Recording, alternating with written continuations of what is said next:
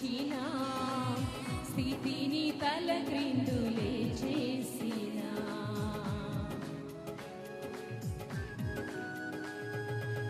కలిమి చేజారినను ఉంచిన